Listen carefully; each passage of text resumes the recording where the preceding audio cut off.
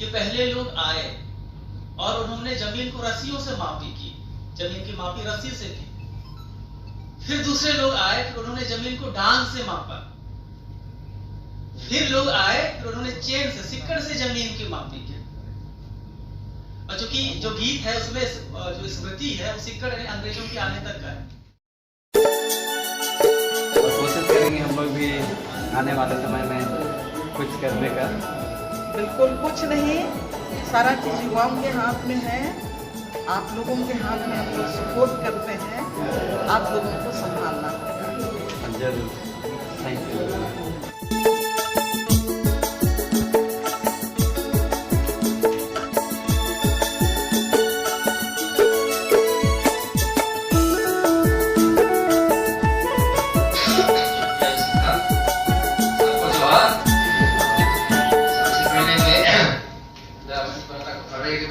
क्योंकि मैंने बहुत ही सुंदर और उपयोगी किताब लिखा। मैं हिंदी के किताब कम पढ़ता हूँ, लेकिन दो लेखिकाओं का किताब हमेशा पढ़ता हूँ। एक जसिंता करके किताब और एक दयामनी पढ़ा, क्योंकि एक तो समझना मुश्किल नहीं है, क्योंकि बिल्कुल आम जनता के लिए लिखते हैं। तो सबसे पहले धन्य गुड़िया को अनुरोध करता हूँ कि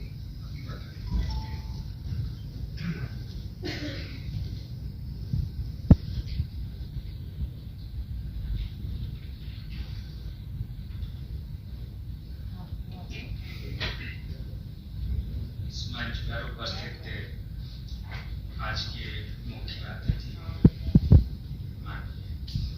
मोहम्मद जी और अध्यक्ष जियाद्रेज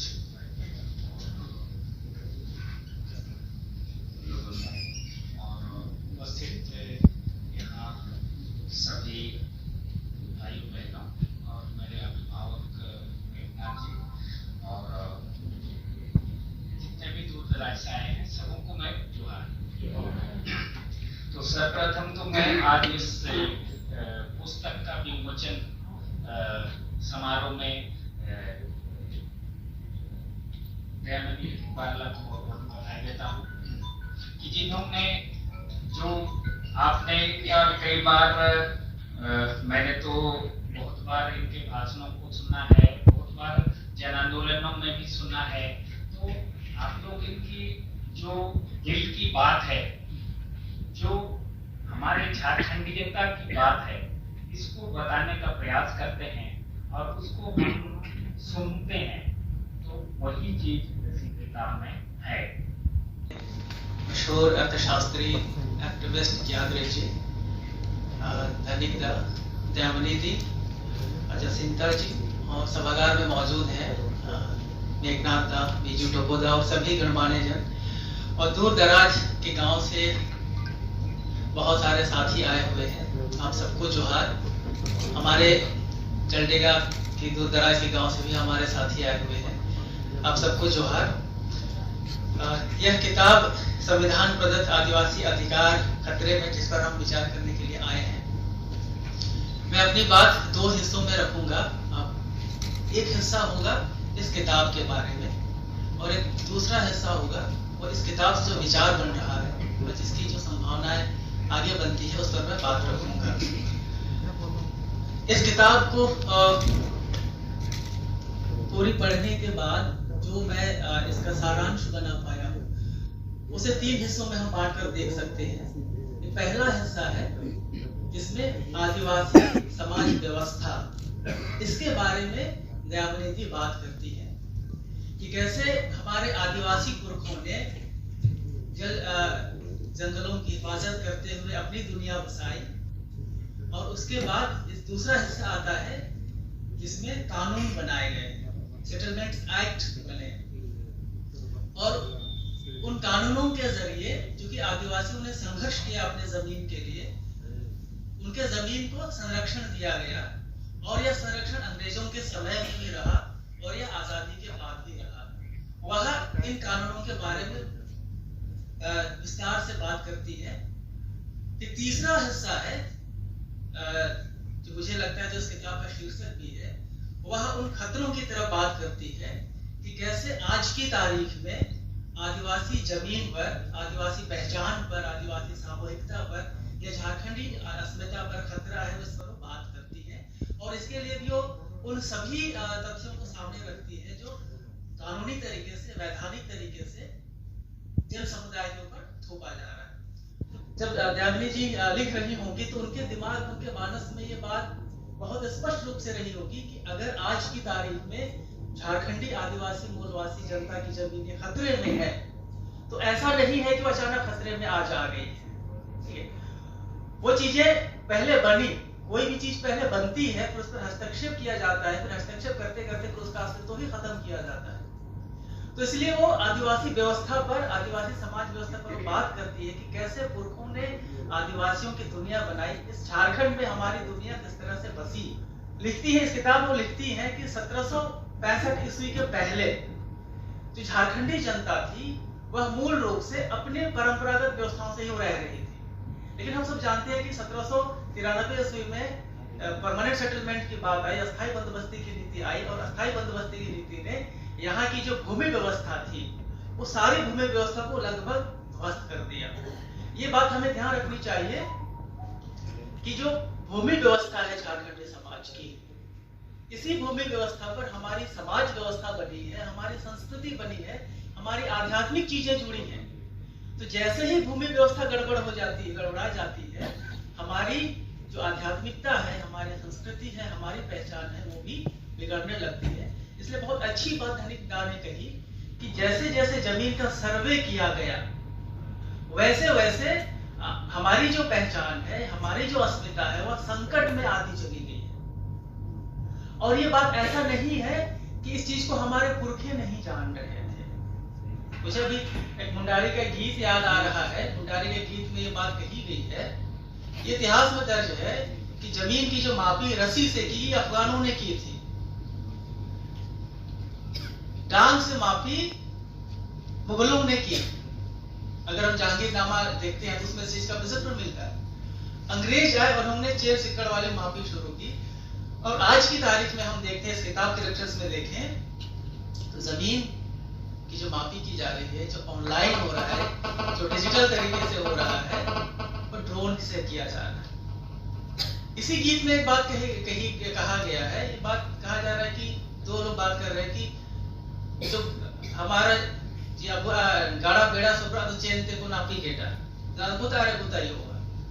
गीत में कहा जाता है, कहा असुलन मेंते असम देशुन गुसेन होगा।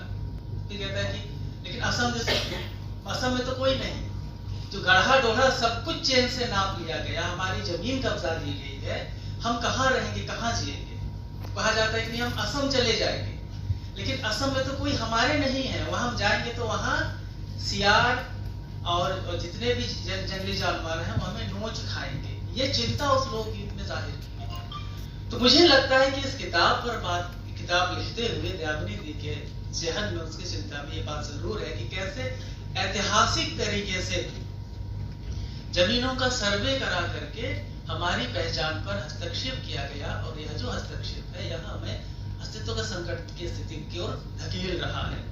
और जो सेटलमेंट्स एक्ट बने, खासतौर से जो सीएनटी एक्ट बने या एसपीटी या विल्किंसन रूल बने जिसका जिक्र करती है, उसमें बात कहती है कि इसके जरिए हालांकि जो परंपरागत पहले के अधिकार थे वो पहले की तरह नहीं रहेंगे, लेकिन इसमें थोड़ा सा संरक्षण भी मिला। ठीक है, जैसे विल्किंसन रूल में जो मुंडा मानकी है उनको व्यवस्था दी गई, खुटखट्टी की व्यवस्था आई और खुटखट्टी गांव जो बनाए गए, खुटखट्टी गांव में जो मुंडा मानकी हुए उनको सारी संवैधानिक शक्तियां दी गई, आधिकारिक शक्तियां दी गई कि वे अपने गांव में जमीन का और संबंधित चीजों का संचालन करेंगे। वे कानूनन भूमिहीनों को जमीन वितरित कर सकते हैं या उसकी पूरी व्यवस्था बना सकते हैं। ये पूरी व्यवस्था विल्किंसन रूल में है और एसपीटी एक्ट में और सीएनटी एक्ट में भी है। दयामिनी जी कुछ धाराओं पर विशेष जोर देती है, जैसे कि अब सीएनटी एक्ट की पर बात करती हुई वो सीएनटी एक्ट की धारा 46 पर फोकस करती है इस किताब में। इसी तरह से वो सीएनटी एक्ट की धारा 71A पर जोर डालती है।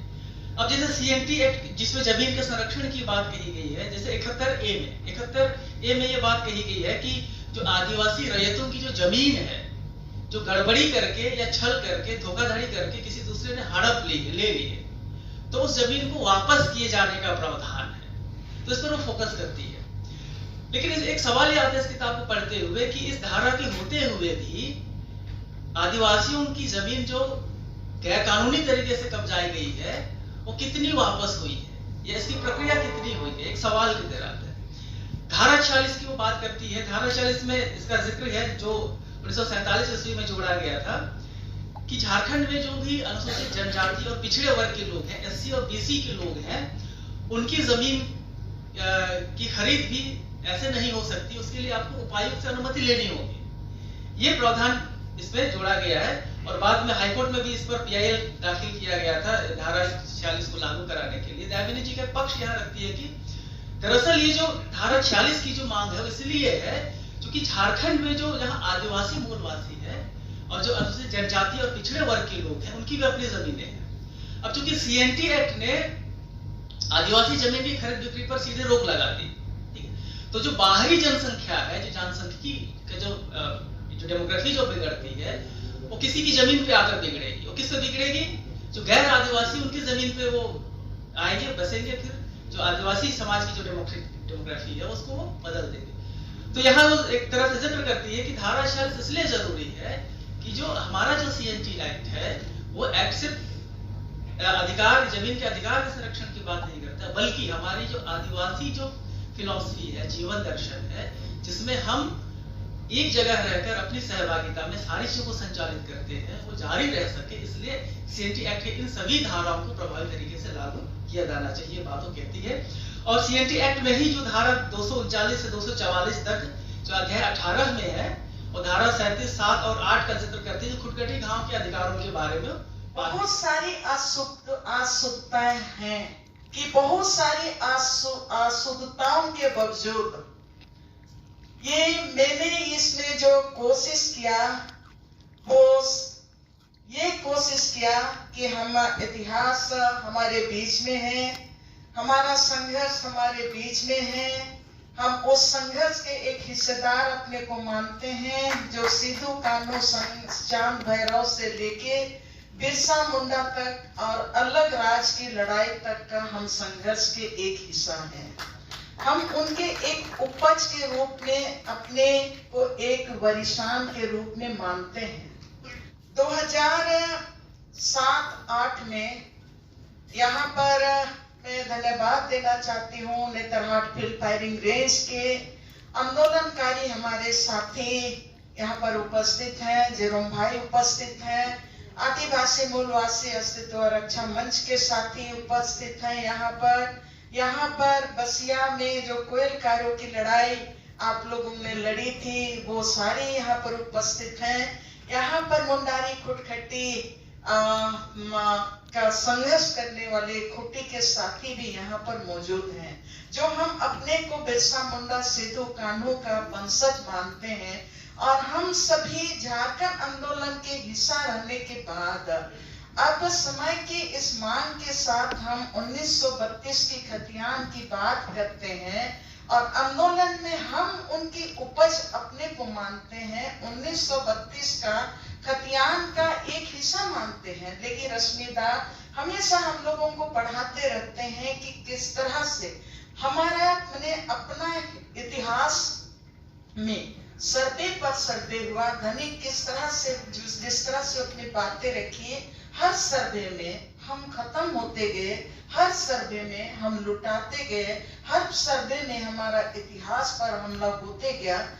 तो ये जब 2008-9 में हम लोग लड़ रहे थे जमीन बचाने के लिए, 40 गांव के लोग एक साथ, तब हमें ये समझ में आया कि हम लोगों ने गांव क्षेत्र में जो जमीन कब्जा करने वाले हैं उनको अंदर हम लोग घुसने नहीं दिया, बावजूद कि उन्होंने किस तरह से जमीन को अपने हाथ में लेने का कोशिश किया। वो हम लोगों के लिए एक सीखने की बात थी जो 2008-9 की बात है।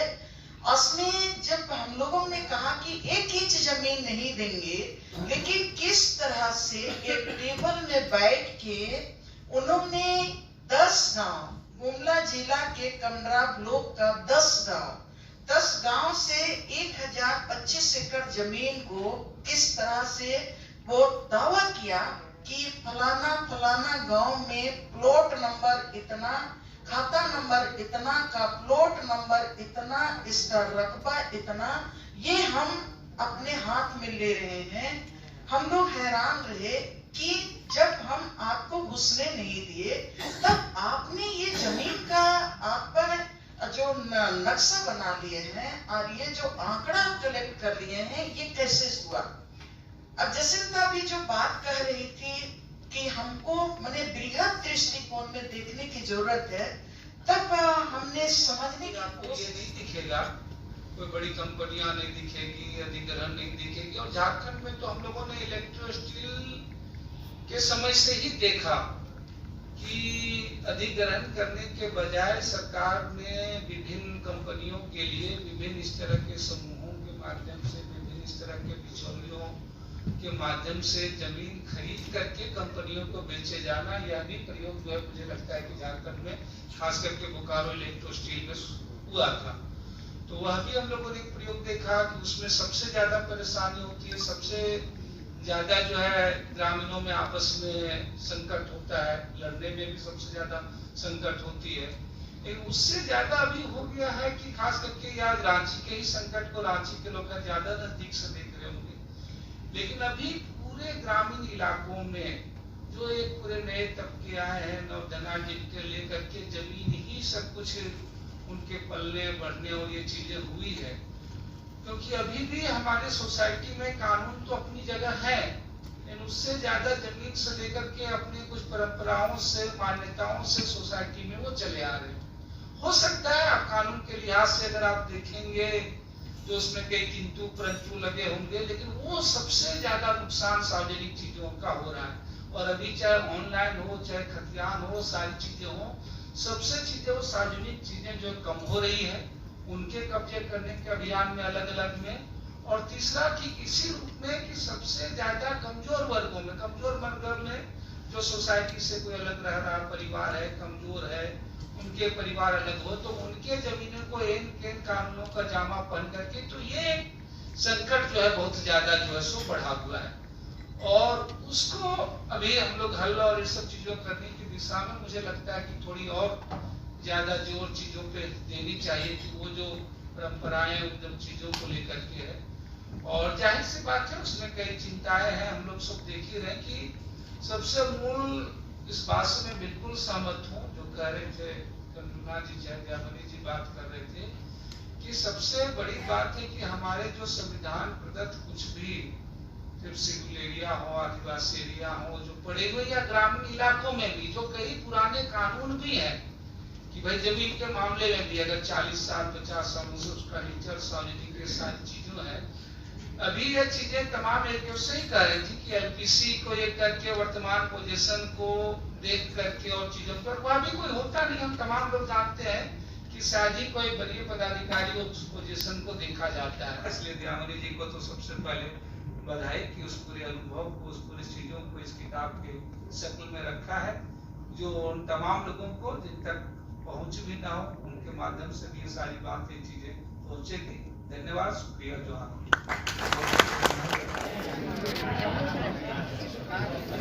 टीआरआई का यह कॉन्फ्रेंस हॉल काफ़ी लोगों से भरा पड़ा था, यहाँ तक कि लोगों को सीट भी नहीं मिल पा रही, इतने ज़्यादा लोग आए हुए थे।